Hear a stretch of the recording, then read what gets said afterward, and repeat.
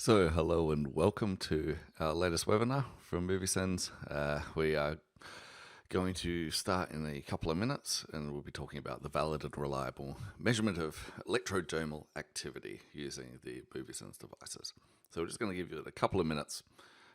In fact, just 2 minutes. We'll try and be a bit more precise this time, and just let the last few stragglers come online, and then we can continue.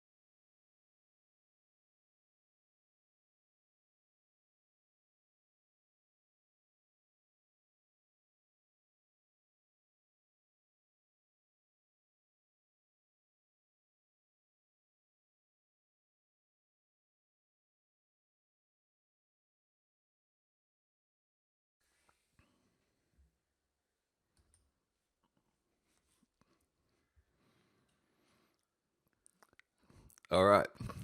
Welcome, everyone, and thanks for joining us tonight, or today, depending on where you are in the world. So I guess we will get going and we'll get into the heart of the webinar now, and just the topics for today. Once again, getting to know movisens. So if you've watched the last few webinars, you've probably got a little bit of a good overview on who we are and what we do. But we're going to go a little bit more in depth, obviously, into our EDA Move 4 sensor today, how we go about utilizing it. So we'll talk a little bit about the basics of EDA, or what it actually is, and then measuring it, and the process that we go about using the EdaMove 4. And then we've got a special guest best practice session with Sjoerd van Halem, who will guide through, who will discuss one of his studies that he's performed using our interactive ambulatory assessment sort of protocol. So recently we did a webinar on sensor triggering, which discusses this concept of utilizing a physiological sensor to trigger a questionnaire on our experience sampling platform so that you can gain more contextual information based off of a physiological trigger. And then at the end, we'll close out and have some Q&A. Now, just so you know, at any point during the presentation, feel free to write into the chat and let us know what's happening. Let us know if everything's functioning okay, if you can understand me, if I'm talking too quickly or too slowly, or if you have any questions. Just start adding them into the Q&A and into the chat, I should say, and then we'll get to them at the very end.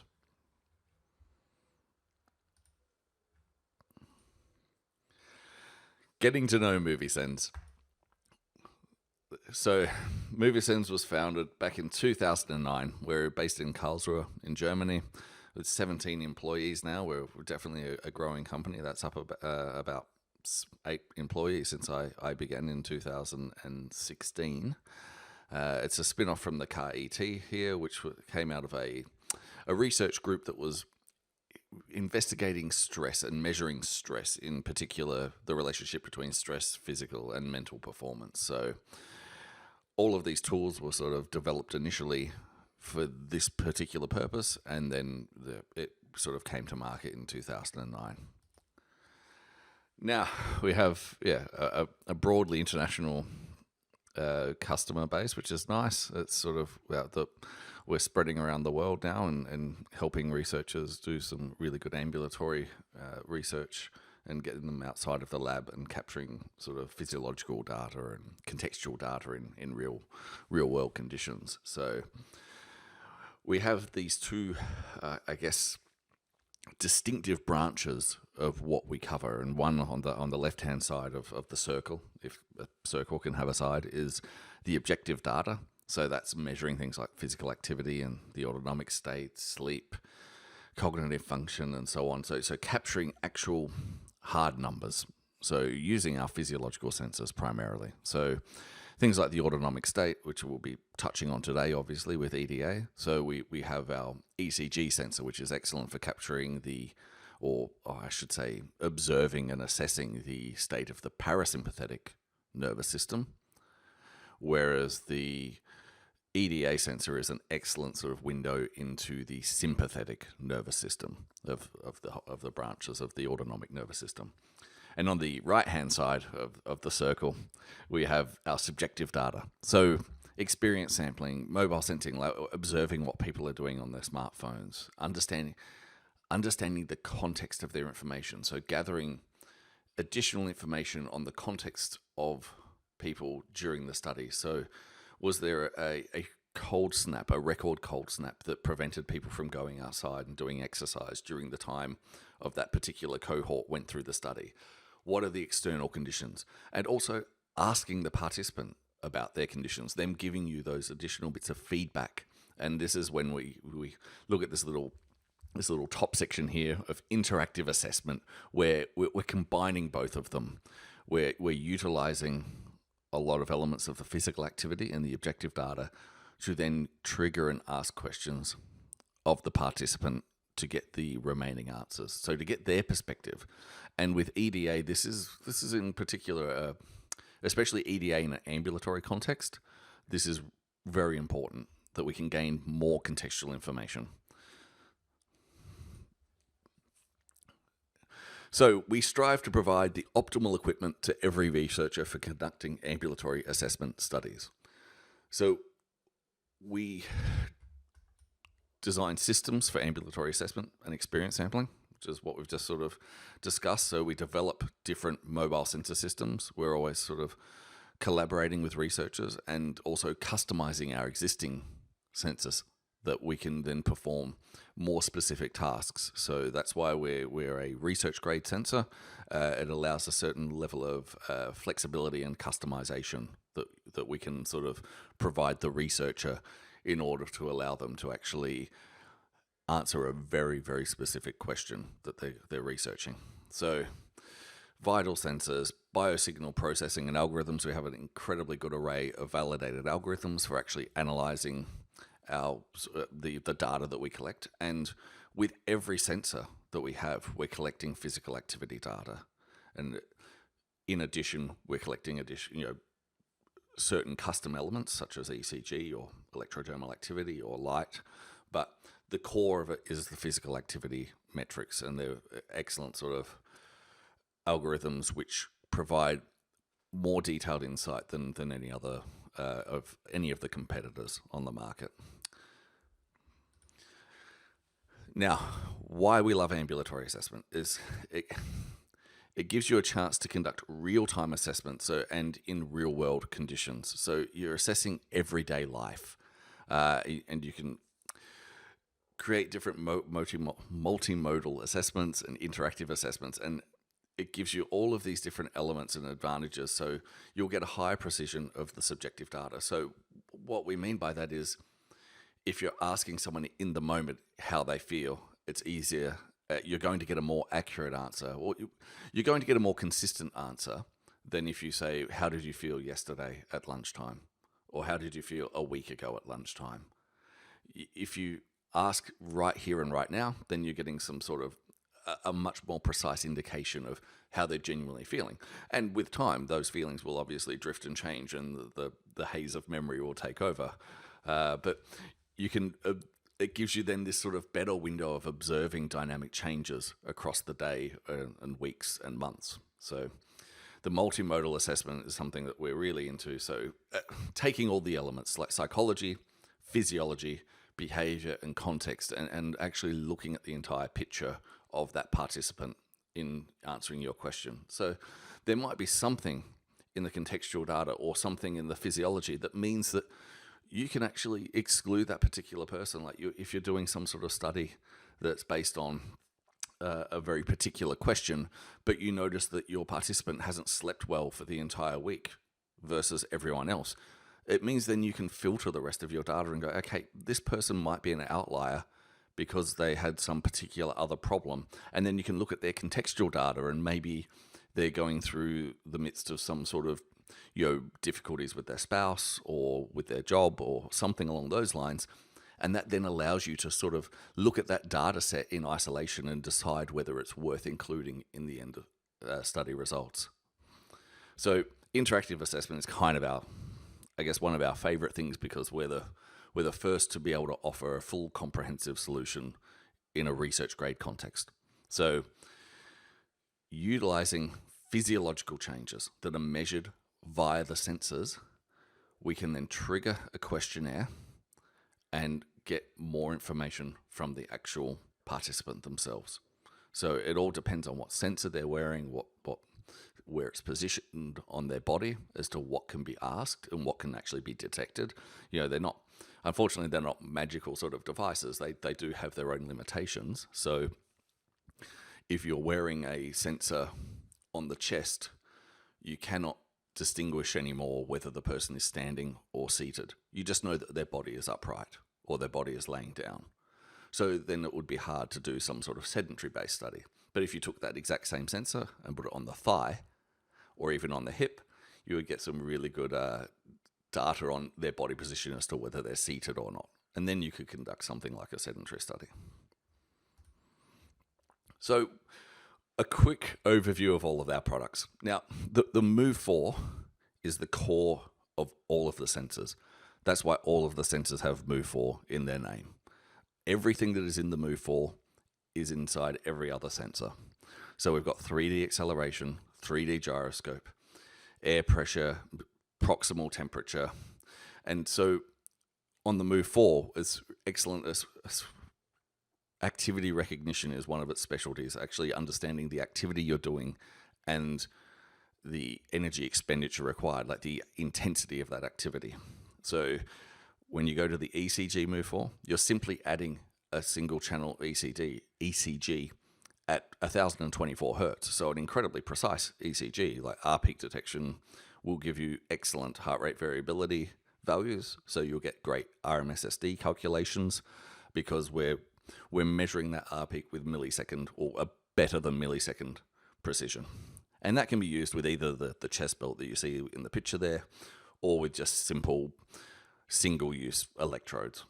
Then we have our light, Move 4. So once again, the exact same characteristics of the Move 4 as far as being able to measure physical activity, but we're also adding ambient light.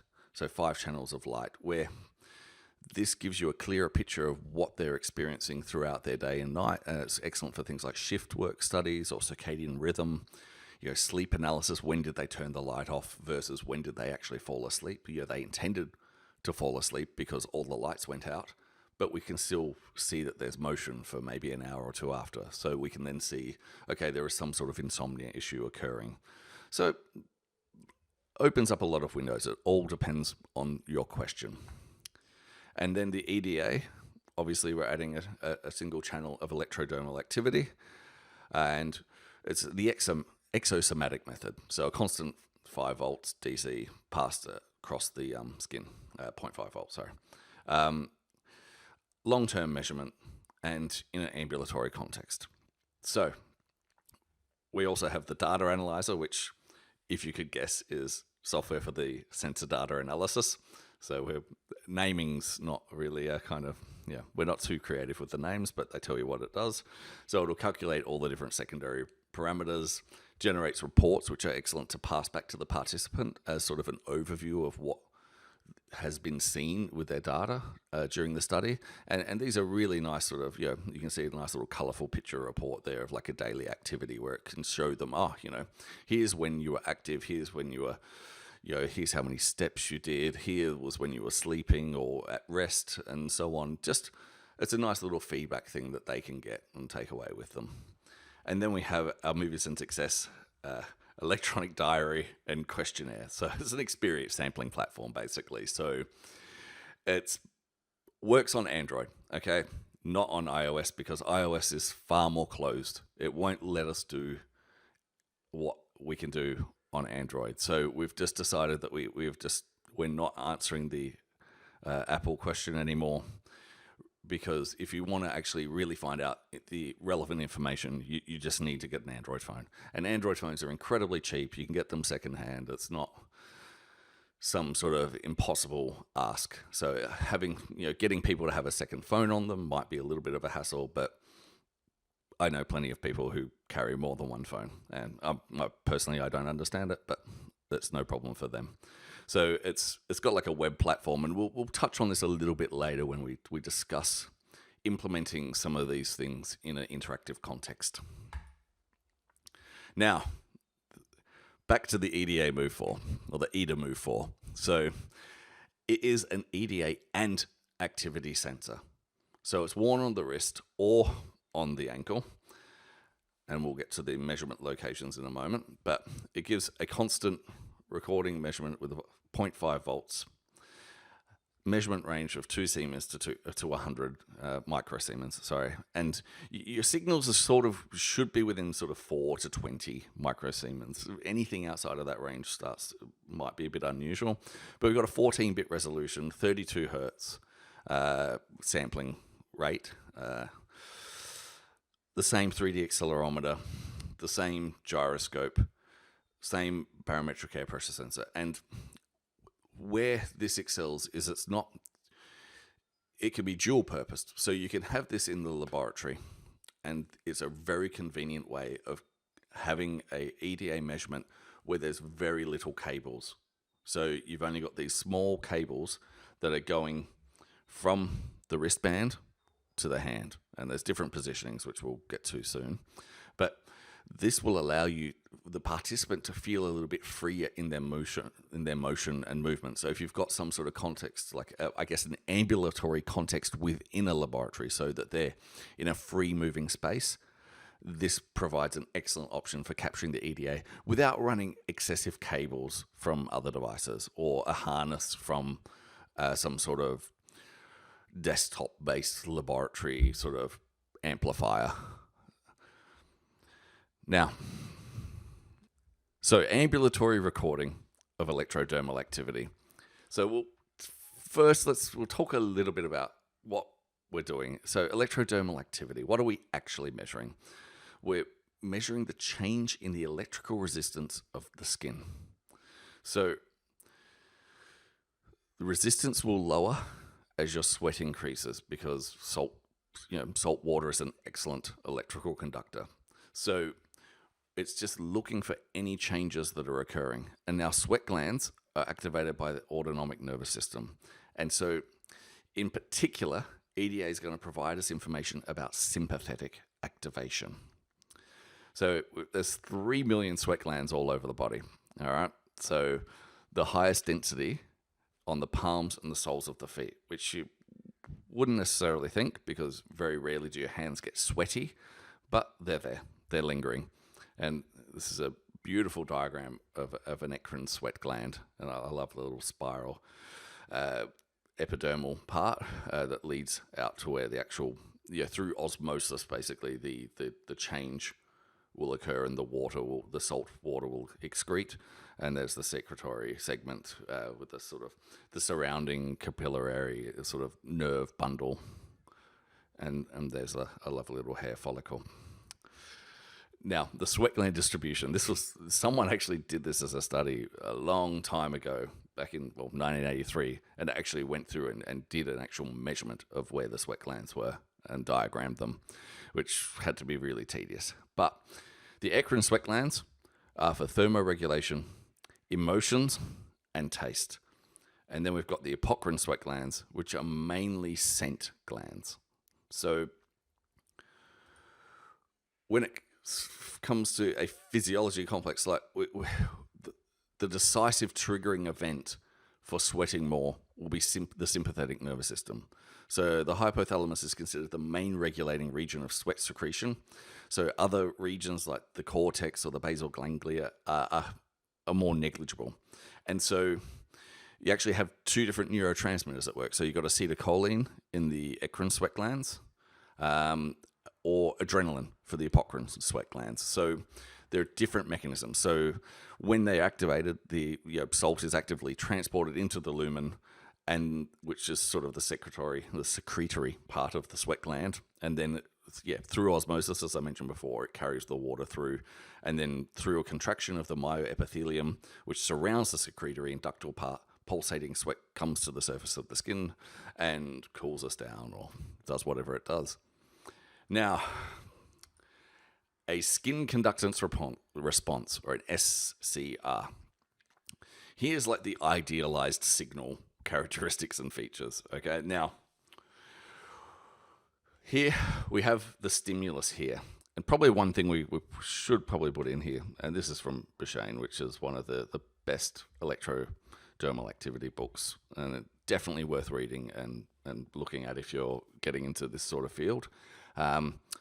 One thing that happens here is you have your stimulus, and then you'll have a latency of maybe up to 4 seconds, 3-4 seconds before you see the beginning of the rise time. So for your actual skin conductance response. And obviously the height of it, is the amplitude. That's the peak that it reaches. And then we've got the half recovery time, which is obviously when it gets down to the 50% level of what it was. And it kind of slowly drifts back to a baseline. And you're never really truly at a super stable baseline. There's a lot more activation happening in our sort of autonomic nervous system than I think that we sometimes don't quite realize and we take for granted a little. Here are some non-ideal SCRs where they've sort of somewhat superimposed over each other, and it can be very difficult to interpret a lot of these particular events unless you have additional sort of contextual data to support what you're thinking about and to actually understand what's sort of happening. So when you have a laboratory context, everything is very clearly defined because you're most likely, as in this measurement, you're setting out a stimulus for them to look at or to observe or to experience. And then you're seeing this nice little beautiful rise. And then you wait, and then here comes another stimulus. And yep, we got them again. And that's fantastic in a laboratory context because you have control over the rest of the environment. You actually can see everything the participant's seeing. You're aware of what their surroundings are, like the temperature, the environmental situation. You've hopefully given them enough time for a baseline for them to reduce that effect of actually coming into a laboratory and the nervousness of being in a completely unfamiliar environment. However, when you go over to doing ambulatory measurements, this is when it gets a little bit trickier because you have a lot of different stimulus influences that can't be differentiated over time. And this is where you need to understand that there are other factors that are going to influence these signals, such as physical exertion. Physical exertion and movement are going to produce artifacts which will affect the EDA signal. Temperature. So I wore an EDA sensor for a week as sort of a bit of an experiment for a long-term measurement. And it was in the middle of winter here. So the temperature was about 2 degrees outside.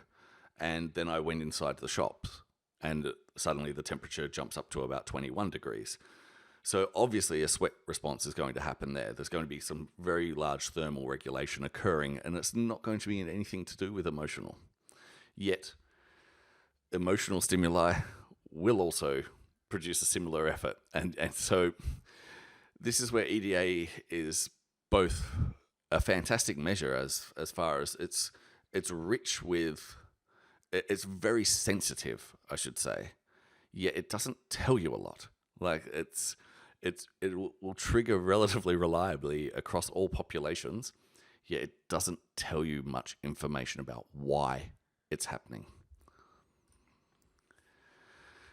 Here's another little sort of, I guess, example of when you look at the tonic and the phasic elements. So you've got the tonic, which is the skin conductance level, which is sort of like this ambient level here across the measurement. And then you've got the skin conductance response, the SCR, which is sort of examining the phasic element of the signal. And you can see our nice little risers here that are being captured after stimuli.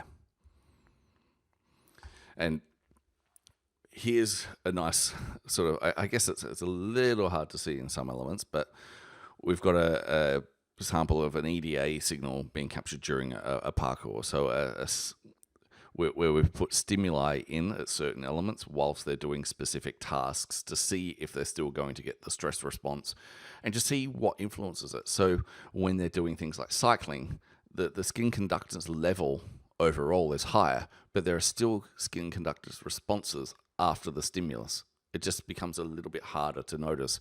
And during the cycling, it's obviously harder to see that they're cycling because the acceleration signal on your wrist isn't very high.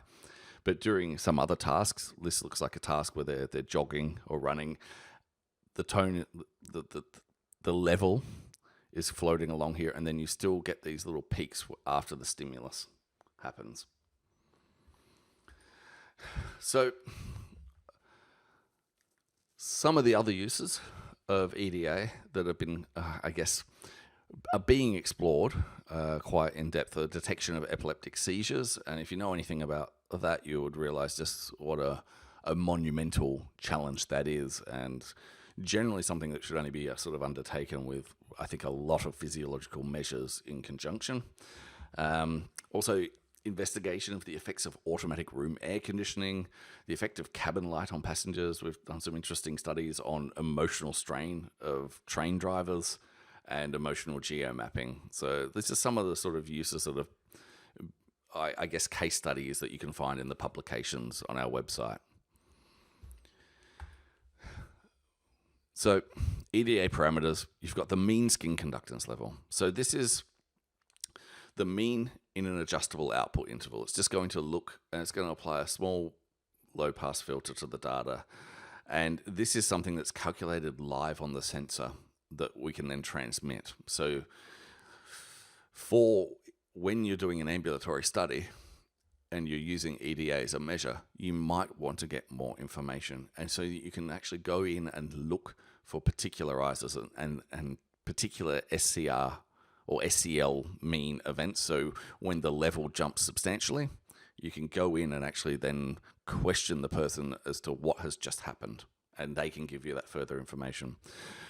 So the rest of these are the parameters, I guess, that are available in our data analysis. So the number of SCRs, the amplitude of the SCRs that you're getting, the rise times, half recovery times, and the energies, mean of the SCR amplitudes, the mean of the SCR rise times, and the recovery times, and the SCR energy. So all of those elements are being calculated when you go into the data analyzer with your data after you've sort of finished your recording, and then obviously mean arousal. And there's a EDA text file report that comes out as a raw EDA signal value. So that's kind of something you can get for the very basic data analyzer module without the EDA component. So now, when it comes to actually our EDA sensor,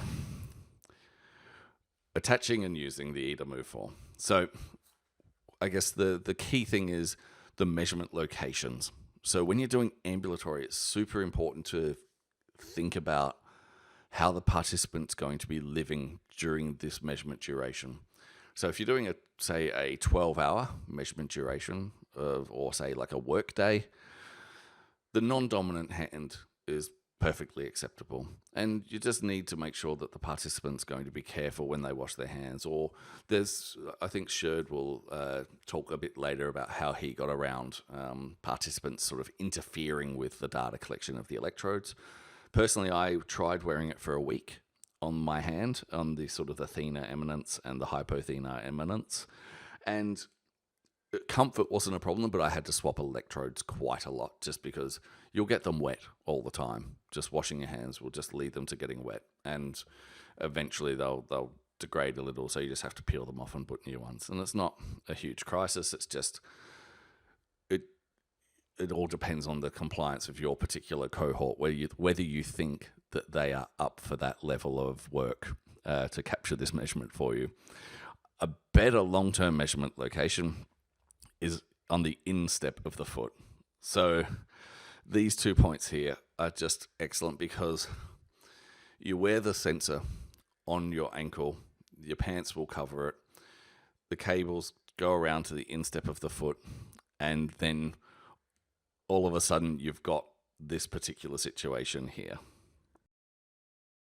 So in this situation, we've got Jana wearing it on her right foot, and you can see the electrode positions matching the diagram previously. Normally we have slightly longer cabling when it comes to measuring on the foot, and so that the sensor could be around the other position, but just so you can actually see the sensor itself for the photos. But it's important to get in touch with us also when you're planning these things, and we can give you advice on the best solution.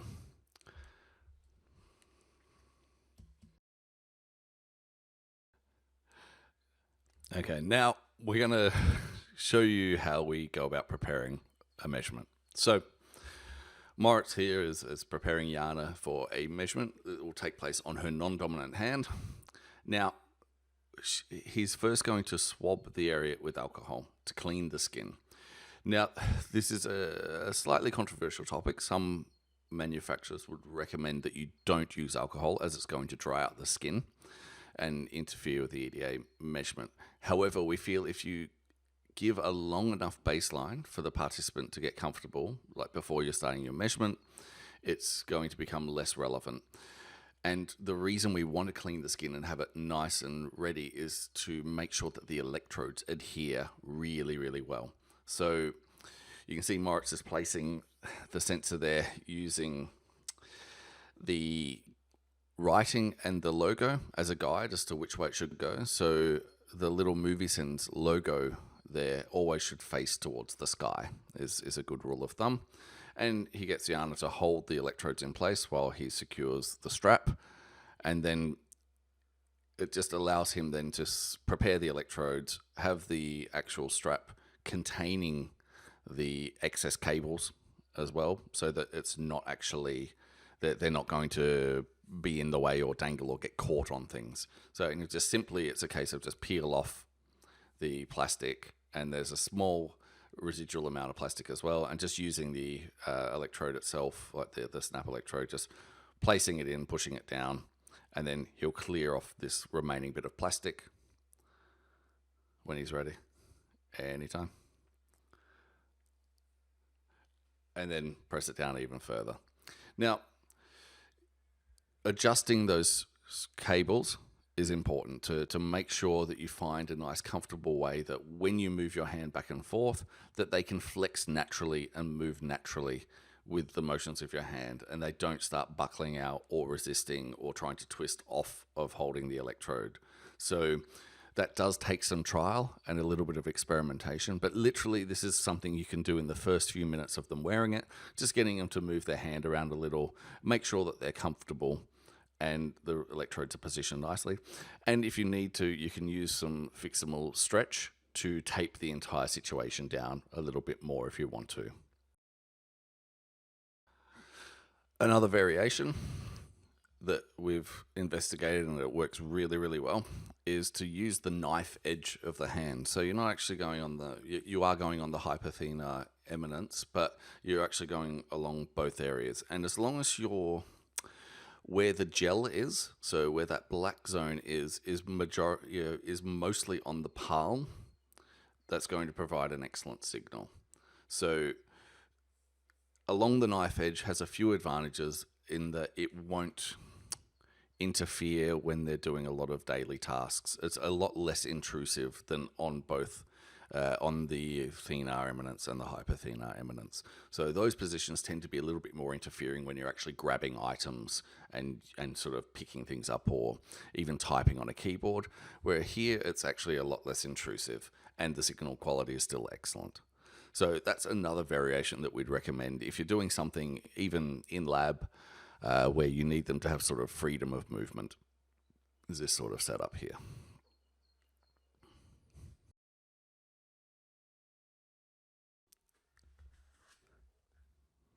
And because it's one of our favorite things to do is to traumatize our newest employees, we got Jana hooked up and she's doing a bit of a presentation whilst she's wearing the sensor. And I think everyone's just traumatizing her in the background, making her laugh as well. So this is a context where you could have some sort of stimulus presentation, be capturing, allowing them to do keyboard entry and getting all the information, and also then capturing the rest of their day.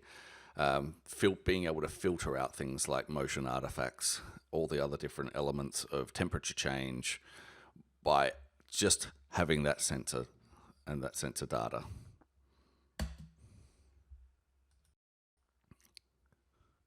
And so here's an excellent example of more of an in-lab version. But what happens if you actually want to go and do it somewhere outside? And I'm tempted just to leave this loop going just because I know it's probably going to traumatize Jana, having her picture just constantly looping along. But in the interest of moving things forward, we'll jump to the next topic, which is our absolute favorite hobby horse that we like to ride of interactive ambulatory assessment. So if you're capturing data in the field, physiological data, there's no better way to get context than to actually ask the participant what's happening when you see certain patterns of behavior. So this is our definition is a combined acquisition of physiological and subjective data in everyday life. So we want increased compliance. So we want less stress for the test person. We want to reduce the number of queries but refine our data. So we'll need less participants because we, instead of having 1,000 people that we're having to randomly ping throughout the day and hope that we're finding the right information or seeing certain patterns but not understanding them physiologically, we can just take maybe 100 or even 50 and narrow in and focus on a certain physiological element. So in the topic today, obviously, electrodermal activity, we can examine certain rises that are happening, and that can trigger us to then ask the actual participant for more information. So on the whole, this is something that we can do for pretty much everything, as far as like all of our sensors can actually measure or transmit data that can be used for triggering questionnaires. So in this case, you're looking at Stressbelastung. So obviously, level of stress. We'll just say that. Obviously, we missed the translation on that one. But you're looking at something either heart rate or maybe heart rate variability to kind of understand when a person's stressed or not. And rather than constantly sort of burdening the participant with questionnaires all throughout the day to say, oh, are you feeling stressed now? You can wait for the data to tell you a time when they're most likely to be stressed. So with something like a decrease in RSSD or a series of changes in their electrodermal activity, and then you can ask them what's actually happening. So rather than these sort of random things, the sensor is going to record all the raw data. So something I probably didn't mention but have mentioned on previous webinars, all the data is stored on the device. No cloud, nothing like that. And it takes a look at all these different signals, does some processing, and it transmits a value. Now, with electrodermal activity, it's transmitting it every 30 seconds because the changes are can be so rapid in electrodermal activity. It's such a sensitive measure. And it's going to take these calculations and send them over to our smartphone, and the smartphone will analyze this and actually, based on your sampling schema. So if you have a chance to check out our webinar on the sensor trigger functionality, so interactive ambulatory assessment, like triggering questionnaires based on physiological data. We show you how to use, like how to manipulate the sampling schema to trigger based off of a physiological parameter. And it gives us all this extra information. We can look at very specific conditions of thresholds or time or context. Like it really opens up the window of getting a far more accurate slice of information. So you can have conditional logic on sensor data. So you can script things that a certain level of physiological action plus something else happening with the exclusion of another thing means you get a questionnaire, like you launch a questionnaire. So there's a lot of flexibility, and it's something that, when you have these sort of study ideas in mind, we really recommend getting in touch so that we can guide you through the best way of implementing them. So different layer algorithms, so activity, intensity, and step count can be done on all of our sensors because the Move 4 is at the heart of all of our sensors. To do things like heart rate and heart rate variability, obviously you would need the ECG Move 4 to look at sort of the parasympathetic nervous system. But for the sympathetic nervous system, we can look at things like SCL mean. So the EDA SCL mean that's occurred, like an average of that level over the last 30 seconds and changes that occur within it. Or you can set particular thresholds. And then there's a lovely little algorithm that's been developed called the EDA SCL steps. I told you we're not great at naming things, but the purpose of the algorithm is to remove the motion component. So to understand that when people are in motion, they're physically walking, those EDA rises, those changes in SCL aren't meaningful in a sort of a psychological context. It's just movement generated. So we want to remove those potential triggers and only trigger when the person is in a stationary environment with other elements of control and the EDA changes. And I'm going to throw it across now to Sjoerd van Halem, who's a PhD student of developmental psychology at Tilburg University and the winner of the Wiley 2020 Award for Outstanding Contribution to the European Journal of Personality with his paper, Moments That Matter, on the complexity using triggers based on skin conductance to sample arousing events with an experience sampling framework. Thank you very much for introducing me. And thank you for inviting me to be a part of this interesting webinar and also to provide some input here. So I've been asked to give a small presentation about one of our studies that we recently conducted, for which we also used the EdaMove 3 though, but for which we used the device of movisens to measure skin conductance. So I'm happy to take you guys along.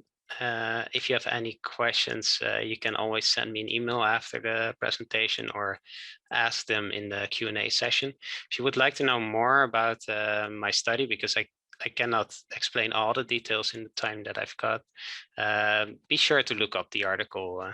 So here on the left, you can see all my lovely co-authors that work with me on this project. And the title of the article is Moments That Matter.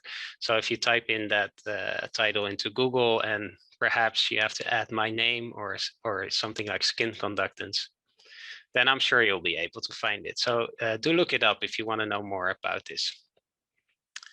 So let's start.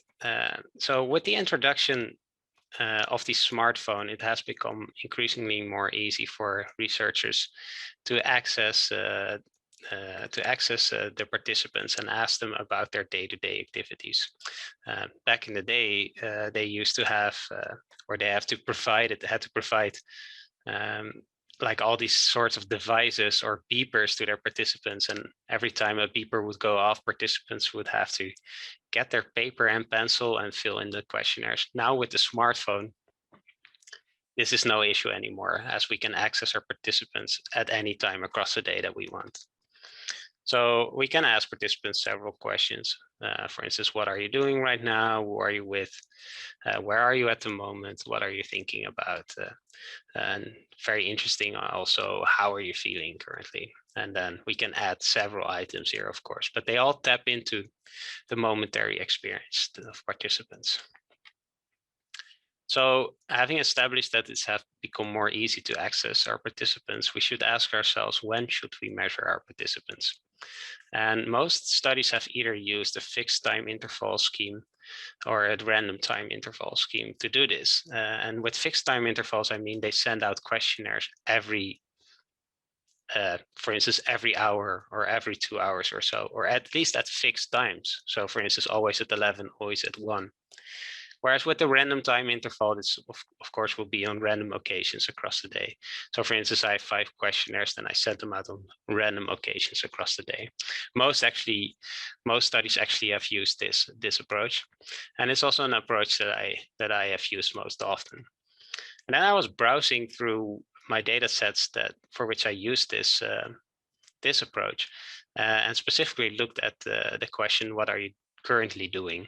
And I wanted to share some examples of what you can typically expect to find for answers on this question. So this is an open question, so participants provide open answers, usually pretty short though. So let me walk you through some examples. So here's a participant that was eating, and then the next questionnaire started to relax, and then had 6 questionnaires in a row of studying. Here we have a participant who was eating a sandwich, doing nothing, and then went on to take a shower, watching the television and sitting on the toilet. We again have a student here who is mainly focused on studying. And finally, an example of a participant who actually acknowledges that nothing is really going on. Nothing, I've just woken up, and actually he or she ends with nothing, and now I'm getting annoyed by this survey. So if you look at these responses, it kind of appears that most of the time there's not much going on in the lives or the daily lives of participants. And now I've handpicked these examples to make a case here. It's not uncommon to find responses to be filled with routine activities. And with routine activities, I mean activities that we do on a daily basis. So in a sense, our lives are kind of boring in that way, or at least they're repetitive. I wouldn't say, I don't know why I said boring, but they're at least repetitive. And that's also what studies show, that about half of the activities that we engage in we do every day, and most of the time also in the exact same physical environment. And this was even before we knew Corona could exist. So I think now these percentages would be even higher. But what this means is that when we sample participants using random sampling scheme or a fixed sampling scheme, it will be likely to be filled with these types of routine activities that we do on a daily basis, activities that we can autopilot and that are not really psychologically arousing. So we were wondering, what if we would want to sample situations that are psychologically arousing and are perhaps somewhat more exciting? These activities are relatively more rare across the day than these routine activities that we tend to sample. And if you use fixed time intervals, like I said, the chances of you actually sampling on such an exciting event is pretty small. And the same goes for when you use random time intervals. Now you could do several things. You could increase the number of questions. Then, of course, the likelihood of capturing one of these events becomes larger. You will also sample more other events as well, but you will also increase the burden on your participants. So might be other solutions that better fit. Other researchers have included retrospective questionnaires. So for instance, ask participants about the most important event that occurred between these 2 time periods, which is a good approach, I would say. And there's, of course, something called event contingent sampling, in which you simply ask the participant to start a questionnaire on their own initiative every time the situation that you're interested in actually occurs. So here you rely upon the motivation of your participants, but also on the ability of your participants to kind of recognize and understand the definition of your target situation, which is not always realistic. So we were wondering if there are any alternative methods that have to be explored that increase the likelihood of us capturing moments in which participants are psychologically aroused. And one obvious thing that we ended up with was trying to take a person's skin conductance level as an indication of whether they're psychologically aroused. So the idea here is that we would measure participants' skin conductance, and then the original idea is that once we see an increase, that we would send a questionnaire to the participant's phone to see whether they perhaps were experiencing something that is somewhat more exciting than your day-to-day routine activities. So that is our goal in the most simple terms, but it has some sub-goals related to this. So one of the first goals I would say we would have in conducting such a study with skin conductance is that we have to measure participants' skin conductance in a natural context, a natural environment, in a daily context as well, and not for just 10 or 15 minutes, but for a couple hours. So our first aim was to see whether we could measure skin conductance outside the lab for an entire day.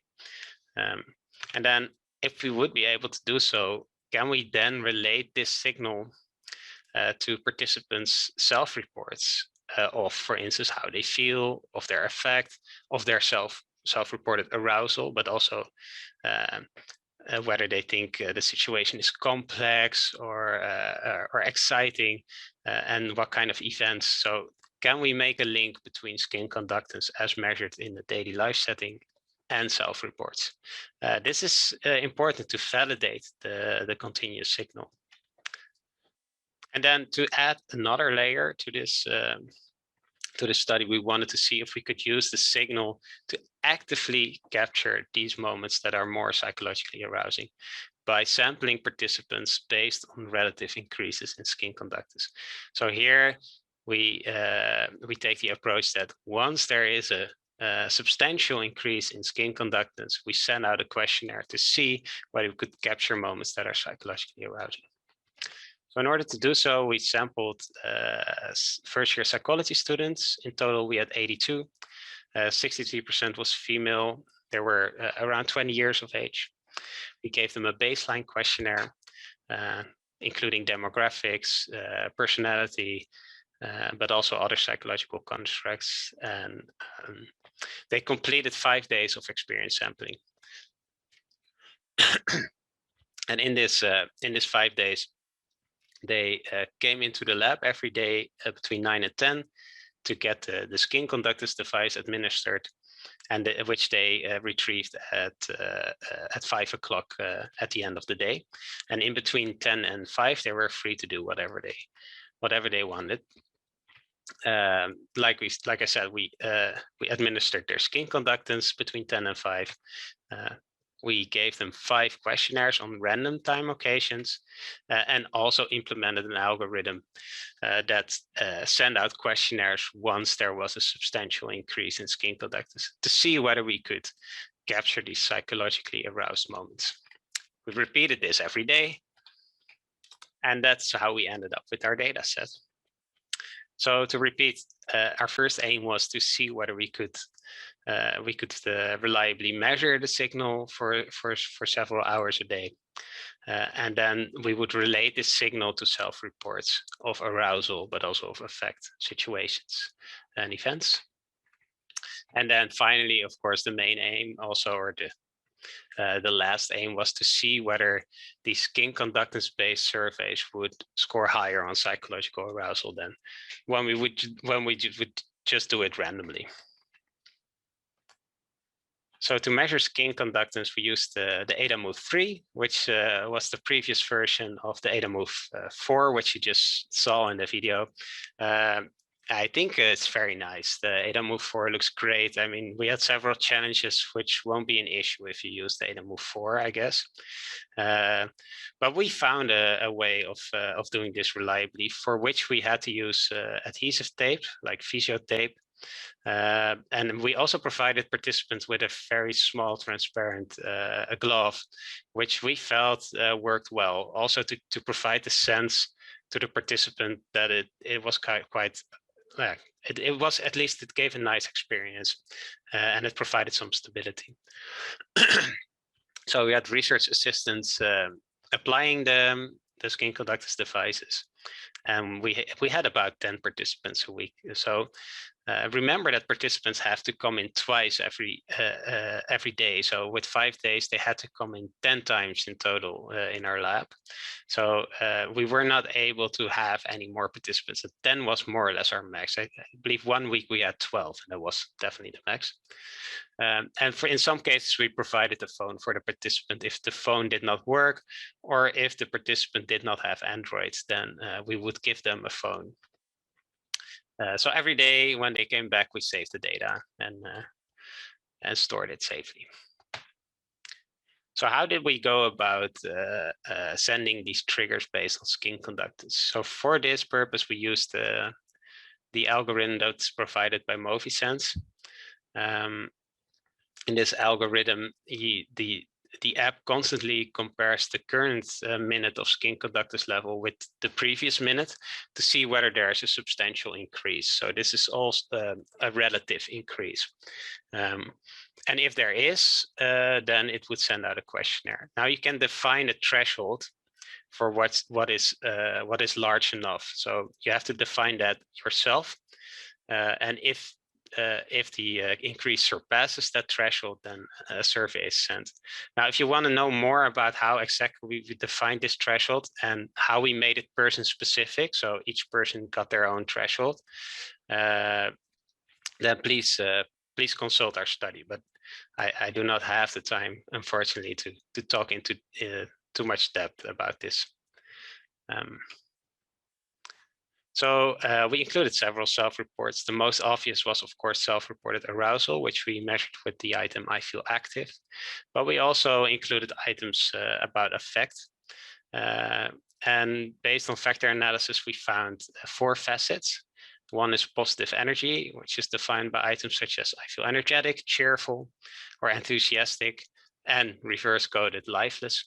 But we also had 3 negative affect facets. Irritation was one of them, anxiety, but also we called this negative valence, which was defined by items such as I feel angry, I feel gloomy, I feel sad. We asked participants in the ESM study about the situation. Do they think the situation was complex? Do they think the situation was positive? Did it contain humor? Was the situation typical? And we also asked participants about their current event. Was the event considered important? Was it pleasant? And was it expected as well? So let me take you to some descriptive results here. In total, we sent out 3,368 ESM surveys, which is almost 50 per participant, which is quite a lot for 5 days of ESM sampling. 1,516 of these surveys were based on random triggers, and 2,356 were based on these relative increases in skin conductance. Participants spent 77 seconds to start the survey after we signaled them on average, and they took around 2.5 minutes to complete the survey, which is quite short. So it was a short questionnaire. It didn't take participants too long to fill in. And the response rate overall was 89%, which was great, and probably has to do with that we saw our participants 10 times before they ended the study. So that might increase their motivation a bit. So the most important part here is whether the skin conductance signal that we measured for our participant was in any way meaningful related to self-reports of arousal effects, but also situations and events. So the constructs that I just showed you. And for skin conductance level here, we took the minute before we sent out the questionnaire. So we took the average skin conductance of the minute before we send out the questionnaire and related this to the self-report constructs. And somewhat in the expected direction, we found that on moments in which participants had high skin conductance level, this minute before the questionnaire, they also reported higher levels of self-reported arousal, and positive energy. And additionally, we found that in these moments, the events were rated as less expected or more unexpected, and as more complex, or the situation was rated as more complex. So these are all relationships in the expected direction here. But we do need to note that these are only 4 relationships, and we included many more relationships, and many of these relationships were not significant, where you would expect to find relationships. So for all the negative effect scales, we did not find relationships, for instance. And then to add to this, the effect sizes for the relationships that we found were pretty small, sometimes even smaller than 1% explained variance. So yeah, that kind of shows that you have to wonder how predictive is this skin conductance level signal the minute before we send out a survey. So then to move on to our comparison of these random triggers that we sent, so the questionnaires that were based on random triggers, and the questionnaires that were based on skin conductance level. So we wanted to compare both to see if with the skin conductance triggers, we were able to capture situations that were more psychologically arousing. Now, we've already seen in the previous analysis that the relationships here were typically small, so we did not expect to find much here. So in this graph, you see the aggregated skin conductance level within person standardized. So that's why it's between 1 and -1. So here on the y-axis, you can see whether the skin conductance is typically higher than a personal mean or lower than a personal mean. And we aggregated these across participants across each trigger. So you can see here that the dotted line represents the aggregated skin conductance signal 10 minutes before the questionnaire and 10 minutes after they received the questionnaire. And the solid line represents the random triggers. And now you can see those 2 gray boxes in the middle. They represent the 2 minutes that movisens algorithm uses to compare whether there was a relative increase in skin conductance to, in the end, sample participants based on skin conductance. And you can see within these 2 gray boxes that definitely there was an increase on aggregation for this skin conductance based triggers. We sampled participants only when there was a substantial increase in skin conductance. So that's something that we wanted. But you can also see that if we look further back in time, so more than 2 minutes, but we look further, then we go back in time 10 minutes, you see that the overall baseline of skin conductance level, or the skin conductance signal, was lower for the skin conductance triggers compared to the random triggers. So the random line here is higher up. So this is something that definitely influenced our findings later.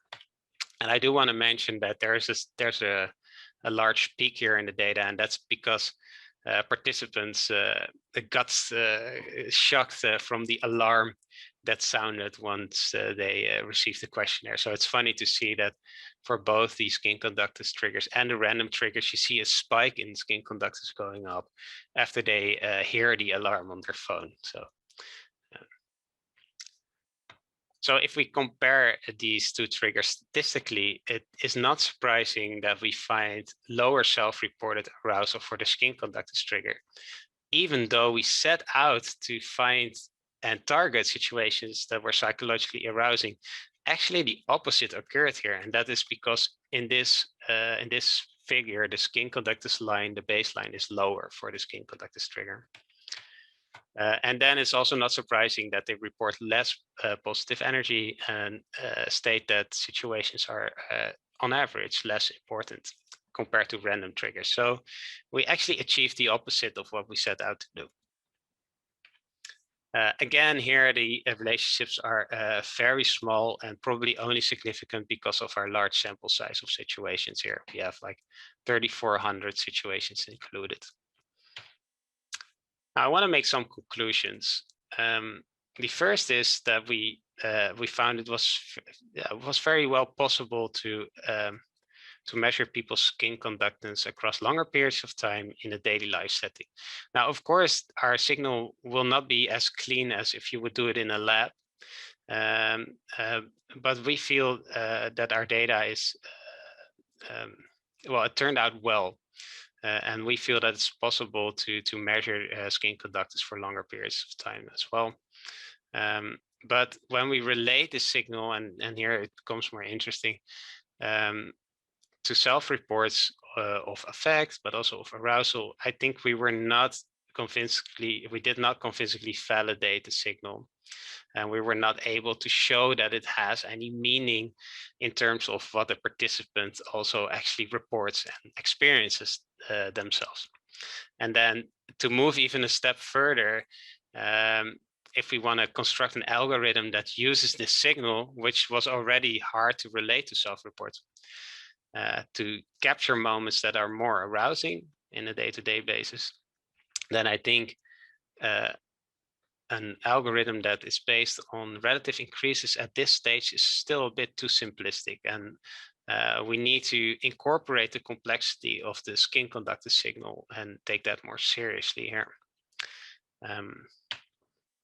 So the skin conductance signal overall is complex, and it also lacks specificity.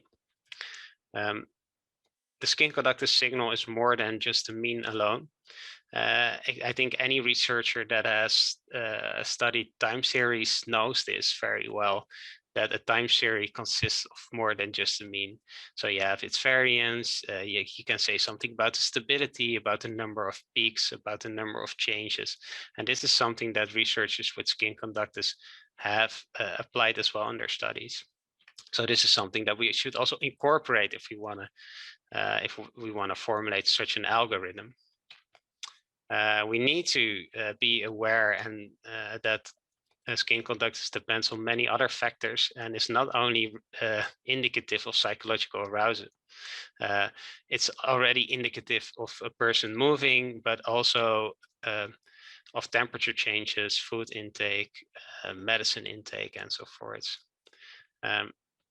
And then we have to deal with the fact that we try to relate continuous data with discrete data. And it's not really clear what should be the cutoff for the time frame here. So now we took skin conductance level for 1 minute preceding the trigger. But why not take 10 minutes, or why not take 60 minutes even? We don't know what is the most optimal time, because we don't know what participants relate to when they answer these questions. Although we ask participants, please fill in how you're feeling right now. Of course, the entire situation of a couple minutes before can influence their feelings there, and we're not sure where the trigger takes place. Whereas in a lab study, it's very easy to manipulate whenever the situation changes. So this is almost impossible, I would say. And then, of course, we need to be aware that that self-reports have issues here as well. Now, I do want to mention that in our study, we did some exploratory analysis here, and we kind of show that many of the changes or many of the relationships that we find for 1 minute before the questionnaire, we also found for instance, 10 minutes and 60 minutes. And we also showed that there are many other indicators of skin conductance, such as the number of peaks, number of change points, and also, for instance, the autocorrelation that can play a role here and might be relevant to look at. But I'm already over time here, so I will not go into detail, and kindly refer to our article here. So to conclude this talk, I think we still have a long way to go before we can use the skin conductance signal as measured in daily life to actually actively select situations that are psychologically arousing. I think the best way to go now is to combine the signal maybe with other sensors, such as heart rate, but also other big data that is collected on your smartphone. I think we should use more information because just relying on the skin conductance signal did not bring us really far, I would say, in this study. But our study could be a starting point, right? So we're still very optimistic about the future here. And I think it's already pretty cool that we can combine both measures within the framework that movisens provided to us. So with that, I want to end my presentation. And if there are any questions, I would be happy to answer them later. And thank you for inviting me again for this interesting webinar.